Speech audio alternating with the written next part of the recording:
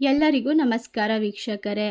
ಇದೇ ಒಂದು ಫೆಬ್ರವರಿ 1ನೇ ತಾರೀಕು ಬಹಳ ವಿಶೇಷವಾಗಿರುವ ಶಕ್ತಿಶಾಲಿಯಾಗಿರುವ ಭರತ ಹುಣ್ಣಿಮೆ. ಈ ಹುಣ್ಣಿಮೆಯ ನಂತರ ಈ ರಾಶಿಯವರ ಜೀವನದಲ್ಲಿ ಅದ್ಭುತವಾಗಿರುವಂತಹ ಪರಿಣಾಮಕಾರಿಯಾಗಿರುವಂತಹ ಕೆಲವೊಂದಿಷ್ಟು ಘಟನೆಗಳು ನಡೆಯುತ್ತದೆ. ಇವರ ಬಾಳು ಬಂಗಾರವಾಗುತ್ತದೆ.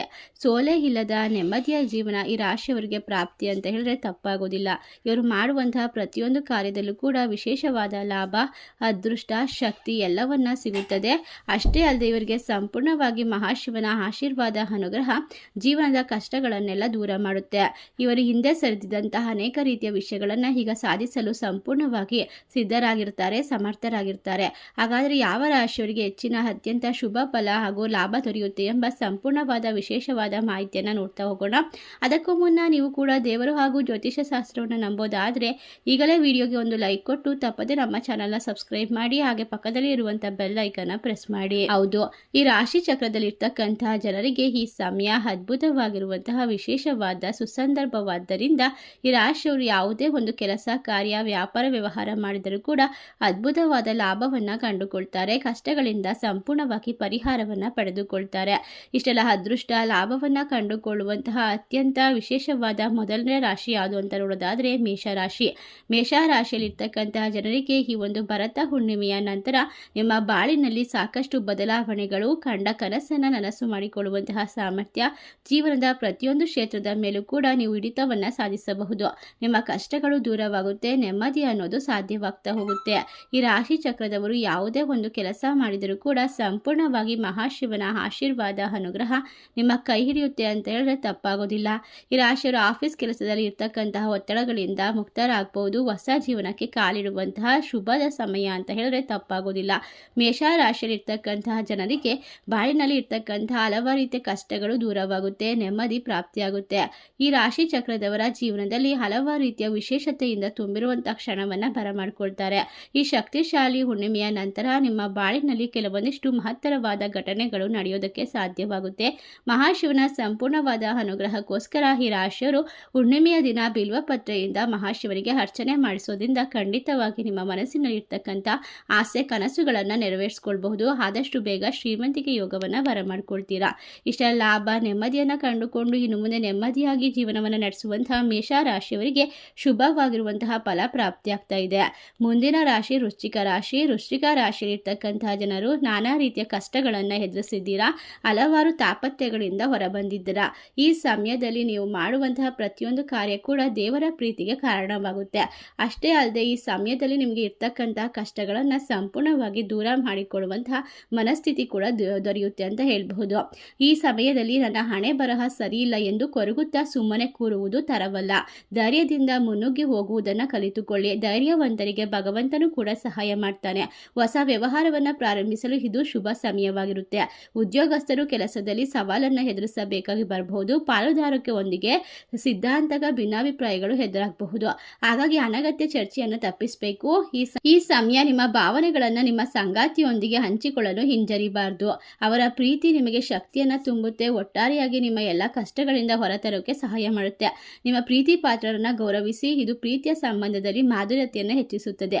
ಯಾವುದೇ ಸಮಸ್ಯೆ ಬಂದರೂ ಕೂಡ ಕುಟುಂಬ ಜೊತೆಗಿದ್ದರೆ ಎಲ್ಲವನ್ನ ನಿರ್ವಹಿಸೋಕೆ ಸಾಕಷ್ಟು ಧೈರ್ಯ ದೊರೆಯುತ್ತೆ ಅಂತ ಹೇಳ್ಬೋದು. ಕುಟುಂಬ ಜೀವನದಲ್ಲಿ ನೆಮ್ಮದಿಯನ್ನು ಪಡೆದುಕೊಳ್ತೀರಾ. ಈ ಒಂದು ಹುಣ್ಣಿಮೆಯ ನಂತರ ನಿಮ್ಮ ಬಾಳಿನಲ್ಲಿ ಆಕಸ್ಮಿಕವಾಗಿರುವಂತಹ ಹೊಸ ವ್ಯಕ್ತಿಗಳ ಪರಿಚಯ ನಿಮ್ಮ ಜೀವನವನ್ನು ಬದಲಾಯಿಸುತ್ತೆ. ಇಷ್ಟೆಲ್ಲ ಅದೃಷ್ಟವನ್ನ ವೃಶ್ಚಿಕ ರಾಶಿಯವರು ಬರಮಾಡಿಕೊಂಡು ಹುಣ್ಣಿಮೆಯ ನಂತರ ಅದ್ಭುತವಾಗಿರುವಂತಹ ಜೀವನವನ್ನು ಕಂಡುಕೊಳ್ತಾರೆ.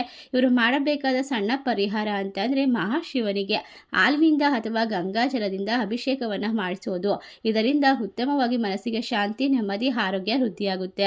ಮುಂದಿನ ರಾಶಿ ಸಿಂಹರಾಶಿ. ಸಿಂಹರಾಶಿಯಲ್ಲಿರ್ತಕ್ಕಂಥವರು ಧೈರ್ಯವಂತರು, ನಾಯಕತ್ವದ ಗುಣವನ್ನು ಹೊಂದಿರುವಂತಹ ಜನರಾಗಿರ್ತಾರೆ.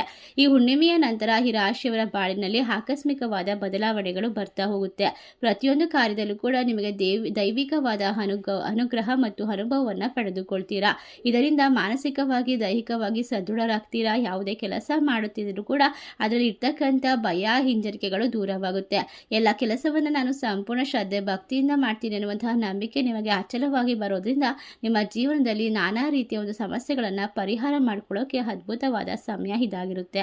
ಆಫೀಸ್ ಕೆಲಸದಲ್ಲಿ ನಿಮ್ಮ ಗೌರವ ಮನ್ನಣೆ ಜಾಸ್ತಿ ಆಗುತ್ತೆ. ಬಡ್ತಿಯ ವಿಚಾರದಲ್ಲೂ ಕೂಡ ಲಾಭವನ್ನು ಪಡೆದುಕೊಳ್ತೀರಾ. ಯಾವುದೇ ಸಾಲಗಳಿದ್ರೂ ಕೂಡ ಸಾಲಗಳಿಂದ ಪರಿಹಾರ ಸಿಗ್ತಾ ಹೋಗುತ್ತೆ. ಹೊಸ ವ್ಯಕ್ತಿಗಳ ಭೇಟಿ ಮನಸ್ಸಿನಲ್ಲಿ ಇರ್ತಕ್ಕಂತಹ ಆತಂಕ ಭಯವನ್ನು ದೂರ ಮಾಡುತ್ತೆ ಅಂತ ಹೇಳಿದ್ರೆ ತಪ್ಪಾಗೋದಿಲ್ಲ. ಇಷ್ಟೆಲ್ಲ ಅದೃಷ್ಟವನ್ನು ಸಿಂಹ ರಾಶಿಯವರು ಈ ಒಂದು ಭರತ ಹುಣ್ಣಿಮೆಯ ನಂತರ ಪಡೆದುಕೊಂಡು ಜೀವನದಲ್ಲಿ ಎಲ್ಲ ರೀತಿಯ ಕಷ್ಟಗಳಿಂದ ದೂರವಾಗ್ತೀರಾ. ಈ ಸಮಯ ನೀವು ಮಾಡಬೇಕಾದ ಪರಿಹಾರ ಅಂದರೆ ಗೋವುಗಳಿಗೆ ಆಹಾರವನ್ನು ನೀಡಬೇಕು. ಅಂದರೆ ಬಾಳೆಹಣ್ಣು ಅಥವಾ ಹಸಿರು ತರಕಾರಿಯನ್ನು ನೀಡಿ ನೀವು ಪೂಜೆಯನ್ನು ಸಲ್ಲಿಸೋದ್ರಿಂದ ಖಂಡಿತವಾಗಿ ಹುಣ್ಣಿಮೆಯಿಂದ ನಿಮ್ಮ ಬಾಳಿನಲ್ಲಿ ಮಹತ್ತರವಾದ ಬದಲಾವಣೆಗೆ ಸಾಧ್ಯವಾಗ್ತಾ ಹೋಗುತ್ತೆ. ಕೊನೆಯದಾಗಿ ಮುಂದಿನದಾಗಿ ರಾಶಿ ಅಂದರೆ ಮಕರ ರಾಶಿ. ಮಕರ ರಾಶಿ ಚಕ್ರದವರಿಗೆ ಈ ಸಮಯ ಅದ್ಭುತವಾದ ಪರಿವರ್ತನೆಯ ಸಮಯವಾಗಿದೆ. ಯಾವ ರೀತಿ ಚಂದ್ರನು ವಿಶೇಷವಾಗಿ ರಾಶಿಯವರಿಗೆ ಶಕ್ತಿ ಧೈರ್ಯವನ್ನು ಕೊಡ್ತಾನೆ ಅಂತಂದರೆ ಹಳೆಯ ಕಷ್ಟಗಳನ್ನು ಮರೆತು ಹೋಗಿ ಹೊಸ ಜೀವನಕ್ಕೆ ಕಾಲಿಡುವಂತಹ ಮಹತ್ತರವಾದ ಸಮಯ. ನಿಮ್ಮ ಜೀವನದಲ್ಲಿ ಅದ್ಭುತಗಳು ನಡೆಯುತ್ತದೆ. ಒಟ್ಟಾರೆಯಾಗಿ ಹಣಕಾಸಿನ ಪರಿಸ್ಥಿತಿ ಅದ್ಭುತವಾಗಿರುತ್ತೆ. ಸಾಲಬಾಧೆಯಿಂದ ಪರಿಹಾರ ಸಿಗುತ್ತೆ. ನೆಮ್ಮದಿಯ ಜೀವನ. ನಿಮ್ಮ ಜೀವನದಲ್ಲಿ ಇರ್ತಕ್ಕಂಥ ಪ್ರತಿಯೊಂದು ಕಷ್ಟಗಳಿಂದ ಸಂಪೂರ್ಣವಾಗಿ ಹೊರಬರ್ತೀರಾ. ಅಷ್ಟೇ ಅಲ್ಲದೆ ಈ ರಾಶಿಯವರಿಗೆ ಒತ್ತಡ ಮುಕ್ತವಾದ ಜೀವನ ಅಂತ ಹೇಳಿದ್ರೆ ತಪ್ಪಾಗೋದಿಲ್ಲ. ನೀವು ಎಲ್ಲ ರೀತಿಯ ಕೆಲಸದಲ್ಲೂ ಕೂಡ ಲಕ್ಷ್ಮೀ ದೇವಿಯ ಅನುಗ್ರಹಕ್ಕೆ ಪಾತ್ರರಾಗ್ತೀರಾ ಅಂತ ಹೇಳ್ಬಹುದು. ಈ ಸಮಯ ನಿಮ್ಮ ದೊಡ್ಡ ದೊಡ್ಡ ಕನಸುಗಳು ಆಸೆಗಳನ್ನು ಕೂಡ ನನಸು ಮಾಡ್ಕೊಳ್ಬಹುದು. ಹೊಸ ವಾಹನ ಖರೀದಿ ಮಾಡ್ಬೋದು, ಮನೆಯನ್ನು ಖರೀದಿ ಮಾಡ್ಬೋದು. ಅಷ್ಟೇ ಅಲ್ಲದೆ ವಿದ್ಯಾರ್ಥಿಗಳಿಗೂ ಸಹ ಈ ಸಮಯ ಅತ್ಯಂತ ಸೂಕ್ತವಾಗಿದೆ ಮತ್ತು ಪ್ರಬಲವಾಗಿರುತ್ತದೆ. ಈ ರಾಶಿ ಚಕ್ರದ ಜನರಿಗೆ ಇನ್ನು ಮುಂದೆ ಎಲ್ಲ ಕನಸುಗಳು ಸಂಪೂರ್ಣವಾಗಿ ನನಸಾಗುತ್ತೆ. ನಿಮ್ಮ ಆಸೆಗಳಿಂದ ಸಂಪೂರ್ಣವಾಗಿ ಪರಿಹಾರವನ್ನು ಪಡೆದುಕೊಳ್ತೀರಾ. ಅಂತ ಅಂದರೆ ನಿಮ್ಮ ಆಸೆಗಳು ಯಾವ ರೀತಿ ಇರುತ್ತೋ ಅದನ್ನು ನನಸು ಮಾಡಿಕೊಳ್ಳೋ ಕಡೆ ನಿಮ್ಮ ಹೆಜ್ಜೆ ಸದೃಢವಾಗುತ್ತೆ. ಇಷ್ಟೆಲ್ಲ ಅದೃಷ್ಟವನ್ನು ಲಾಭವನ್ನು ಬರಮಾಡಿಕೊಂಡು ಇದೇ ಒಂದು ಫೆಬ್ರವರಿ 1ನೇ ಹುಣ್ಣಿಮೆಯ ನಂತರ ಬಾಳನ್ನು ಬೆಳಕು ಮಾಡಿಕೊಳ್ಳುವಂತಹ ಈ 4 ರಾಶಿಗಳಲ್ಲಿ ನಿಮ್ಮ ರಾಶಿ ಇದ್ದರೂ ಇಲ್ಲದಿದ್ದರೂ ಭಕ್ತಿಯಿಂದ ಓಂ ನಮಃ ಶಿವಾಯ ಎಂದು ತಪ್ಪದೆ ಕಮೆಂಟ್ ಮಾಡಿ ನಮ್ಮ ಚಾನಲ್ಗೆ ಸಬ್ಸ್ಕ್ರೈಬ್ ಮಾಡಿ. ಸರ್ವೇ ಜನ ಸುಖಿನೋ ಭವಂತು. ಧನ್ಯವಾದಗಳು.